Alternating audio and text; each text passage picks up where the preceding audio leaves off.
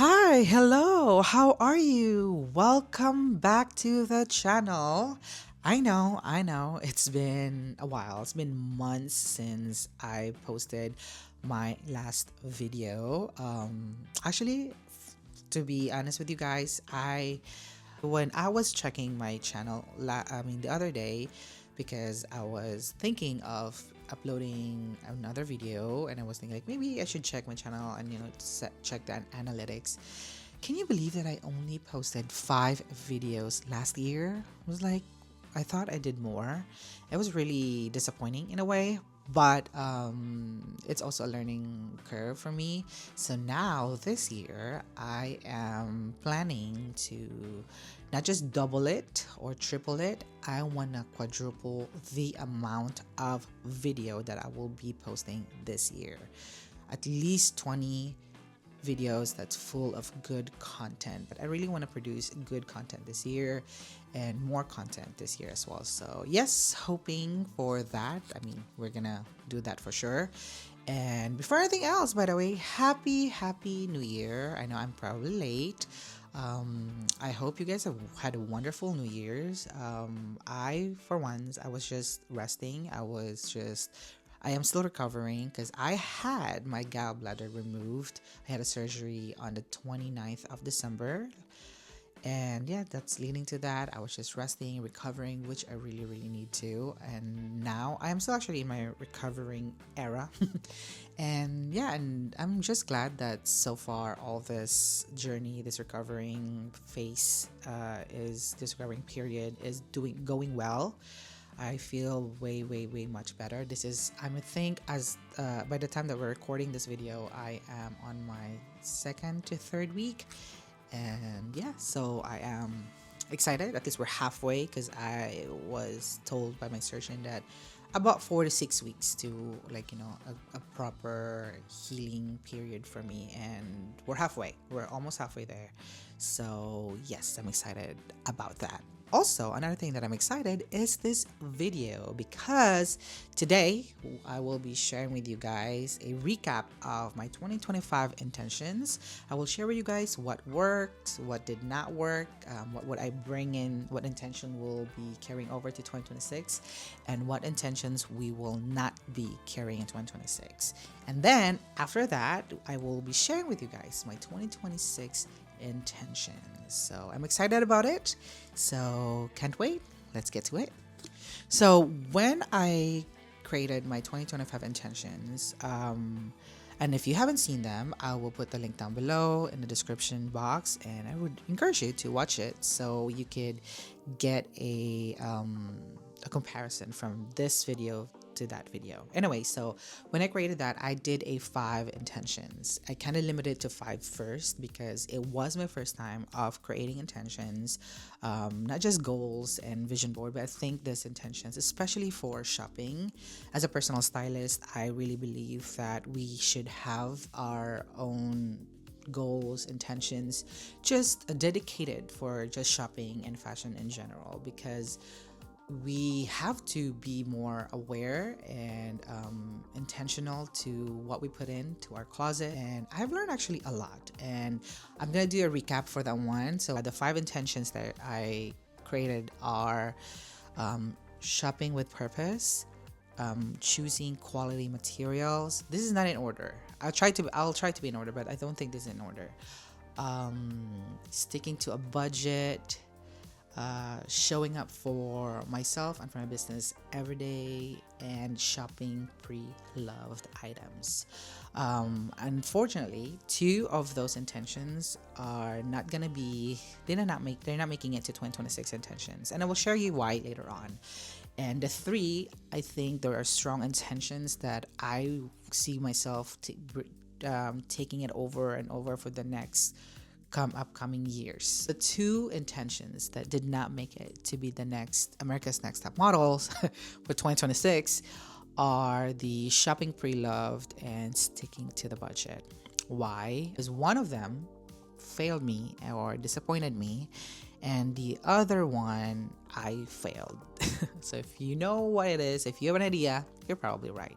So let's talk about the one that failed me.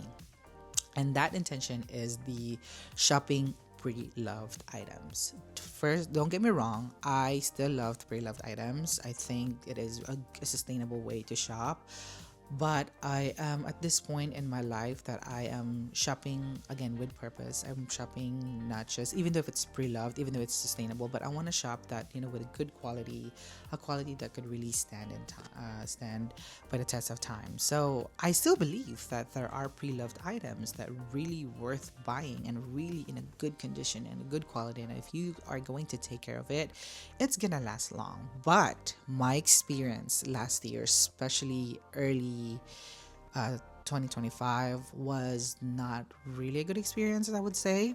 That's why, like, okay, instead of focusing my shopping on pre-loved, I decided to probably not use that as my main intention for 2026. I am still gonna shop pre-loved, don't get me wrong. I love pre-loved. In fact, actually, my best purchase last year is a pre-loved Chanel bag that was owned by my friend. So yeah, that's actually my best purchase last year. So I am not, like I said, I am not closing my doors to shopping pre-loved. I am still open, but I will not be focusing that intentions alone. That being said, let's move on to the other intention that I failed to follow, and that is sticking to a budget. Okay, listen. The budget, I believe that the budget that I created, that I set for myself for shopping last year, was not that big actually. And also, it's not that low. It was for, I think it was realistically, you know, achievable, reasonable for me. But I found myself overspending. It's not a lot, honestly. It's about, I would say, 30% of the 30% over of the original amount. I am not. I did not. I have no regrets of overspending because all the things that I purchased, except the pre-loved items, are really the things that I used almost every day. That I really really cherish too. So that's just it. It's that's the only reason why I will not be bringing in that intention in 2026. Not because I'm planning to spend all my money, all of that, but I think instead of focusing on just the budget, I have a different intention that I replaced it that's somehow related to finances as well.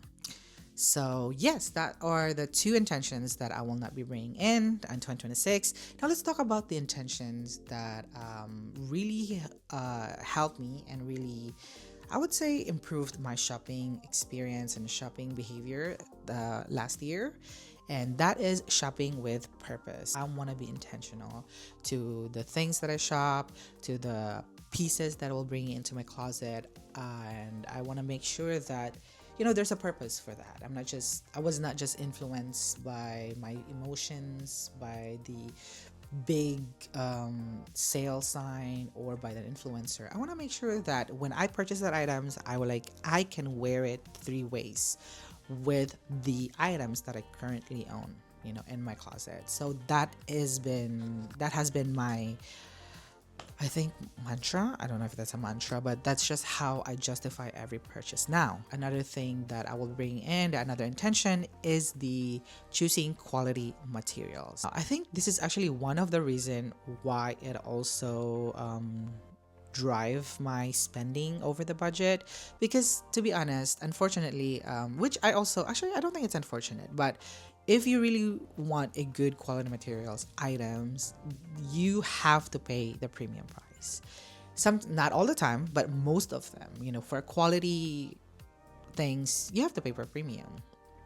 And I personally don't have any issues with that, as long as I see the value of it, as long as I know that I can use it multiple times, multiple ways. My ROI, I will get my ROI for that. So, as long as the girl math is girl mathing, that I don't care. And also, that being said, it somehow kind of restrict me of overbuying things. So since I'm focusing on the quality, the quantity has been drastically lower down, like drastic. So I don't care if I'm just buying one top as long as I know that I'm gonna use it multiple times and I'm gonna use it multiple ways. So yeah, those are the things that that intention really I'm bringing it with me, but I am changing it in somehow. Thing is the another intentions I will bring with me is showing up for myself every day and for my business every day. Actually learned that I see this year. I learned that putting an effort or like giving yourself a time to somehow take care of yourself, 20 minutes doing your makeup, skincare, and putting on clothes that is not just for comfort but also looking more presentable. I feel more fulfilled. I feel and that day seems productive for me. When I say showing up for yourself, I'm not talking about fully glam, dressed to the nines from head to toe. Not that one. I'm just saying that looking put together. I think that's the right term. Looking put together is my choice. Is my number one priority last year, and it really improved a lot with my performance, how my day went, how I react, how I carry myself in the public. And if I don't know if you noticed this, but if you look put together or if you dress up a little bit, you get a way better response from other people. They appreciate what you're wearing. Ugh, isn't it wonderful? Like, oh my god, I like your shoes. Oh my god, I like your makeup. I know we are not dressing for someone else, we are dressing for ourselves, but also and being appreciated here and there is not a bad thing. If someone calls you pretty today, like, yes, take it, thank you so much. It's just a validation or that your effort was worth it. So that is the recap of my 2025 intentions. I shared with you guys what worked, what intentions did not work, what I've learned so far. So now let's talk about my 2026 intentions. Starting with shopping with purpose. So I think this intentions is staying forever because this really helped me to discern every items that I want to purchase. It really helped me justify or even not, I don't want to say controlled, but it really helped me disciplined. I think that's the right word, disciplined when it comes to shopping. Because like I said, every items that I want to bring into my closet, I want to make sure that I can use them multiple ways and I can wear it in multiple times. Those are really important for me because for someone that is building a sustainable wardrobe that is based on values and my personal style and not based on trends, having this mindset or intention really is a driving force on that goal that I have for myself. Okay, my next one is something different. I kind of changed it, and that is choosing quality materials with great craftsmanship. Nothing really pissed me off when I see a garment or a piece that is made from a good quality materials, but the execution or even the details of it is poorly made. For example, I back in early last year, when I was shopping actually for a coat for my trip to New York. Obviously, the New York winter is brutal, as we all know, and I want to wear a coat that could help me with that, and I don't want to wear a jacket or puffer coat. So I'm looking for a good quality made coat, and I saw this brand, and it checks everything. The price it's fairly up there, but not too expensive. Reasonably priced coat. Materials are impeccable. I think it was 90% wool or something. And it's a wool blend, but I don't mind like 80 to 90% natural fiber. That's fine. But the only thing that really disappointed me is it's unlined. A fur coat or a jacket that is unlined, I really don't like that. I really hate that because you just wasted money. And I tell this to my clients, like, make sure that when you purchase something, it supports you. It's especially for a coat. It's supposed to make you feel warm. It's not there for aesthetic only. So that is just the bad thing about that jacket. And then it's not the first time that I've seen that one. Like there's a lot of brands now that just really do cut corners when it comes to cost. And as a product developer, I know what these material cost. I have a trained eye for that. I used to, I used to negotiate costing with or and sourcing with manufacturing before, so I know what comes to this. I just want to push more about choosing quality materials, because having a garment that is made from a good quality materials is not enough. It has to be made beautifully. The craftsmanship is obviously, I'm not talking about the artisans here, or like the designer level craftsmanship here, but there are brands and there are price points that are made uh, good quality materials, and the craftsmanship is also there. So making sure that as a consumer, you are also be eyeing on those details. Make sure that the craftsmanship, or the at least the garment construction, is being done well. So that is my next intentions. So, and then the third one that I have is, again, showing up for myself and my business every day. Like I said, every day is not your best day. Every day, sometimes, even if I feel like there's no progress, or the progress is slow, whatever things that I'm going through that day, I want to make sure that I still choose to present myself in a way that I want to present myself. This is the person that I want people to see me, and it's not pretentious. It's not to the point that I am pretending to be someone else. It's just like I'm choosing to be better. I'm choosing to present myself in a manner that earns respect from other people. So that is the reason why I'm keeping this intentions for 2026. For my fourth intentions that I have is spending with intention and future focus. So this ties into the sticking to a budget. I realized this year that I want to see money as a tool for me, not just a restrictive uh, thing. I want to make sure that whatever I spend this year, and obviously I have a big goal that, I have a big goal that I want to achieve in the future. And whatever that is I'm doing this year, I want to make sure that it affects to that goal. And spending money is, I want to make sure that I spend money because it matters to me. I spend that money that not just based on impulsive buys, not just based because it was trendy, and not just because I was influenced by the sales sign, my friends, or influencer.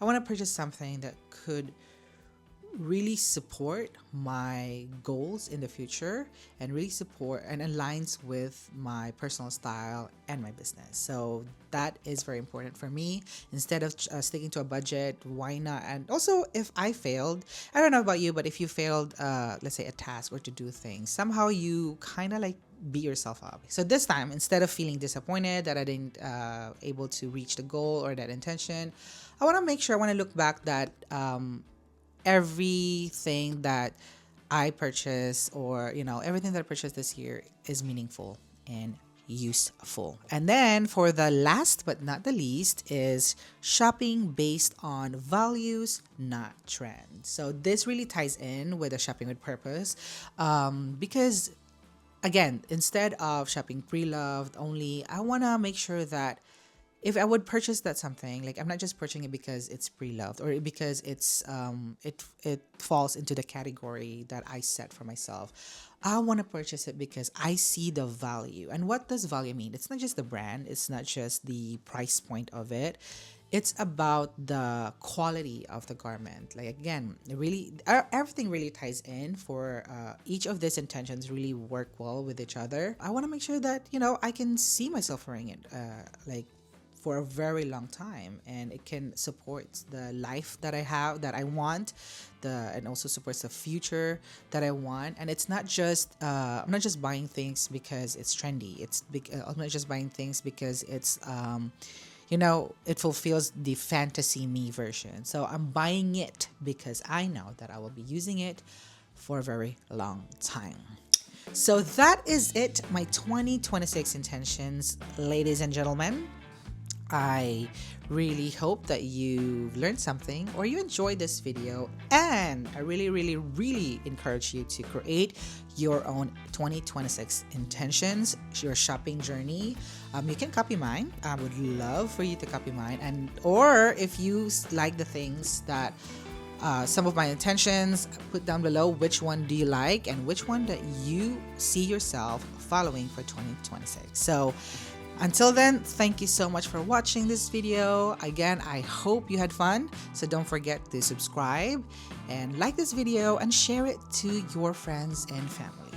Until next time, see you.